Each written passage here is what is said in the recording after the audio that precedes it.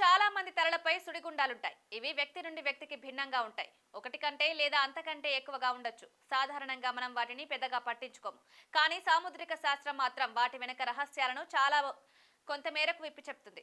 వాస్తు శాస్త్రం మానవ జీవితంలో ప్రధానమైన పాత్ర పోషిస్తాయి. సాముద్రిక శాస్త్రం కూడా చాలా ప్రాముఖ్యత కలిగి ఉంటుంది. ఇది మనం ఊహించలేని సమాచారాన్ని ఇస్తుంది. తలపై రెండు సుడులు ఉండడం ఒక విచిత్రమైన ఆసక్తికరమైన శరీర లక్షణం. సాధారణంగా ఒక్కటే సుడి కనిపిస్తుంది. అయితే కొన్ని వ్యక్తుల్లో మాత్రం తలపై రెండు సుడులు ఏర్పడతాయి. ఇది శారీరకంగా కనిపించే చిన్న విషయమైన వ్యక్తిత్వం, ఆలోచన విధానం, నడవడి శైలిపై ప్రభావం చూపుతుందన్న నమ్మకాలు జ్యోతిష్య శాస్త్రం, సాముద్రిక శాస్త్రం చెప్తుంది. సాముద్రిక శాస్త్రం ప్రకారం తలపై సుడిగుండాలున్న వ్యక్తులు చాలా దయగలవారుగా ఉంటారు. ప్రశాంతమైన మనసు కలిగి ఉంటారని, ప్రతికూల పరిస్థితుల్లో కూడా కోపం చూపరని భావిస్తున్నారు. అలాంటి వ్యక్తుల జీవితం సంతోషంగా సాగుతుందంటారు. తలపై సుడిగుండాలున్న వ్యక్తులు నిజాయితీ పరులని చెప్తారు.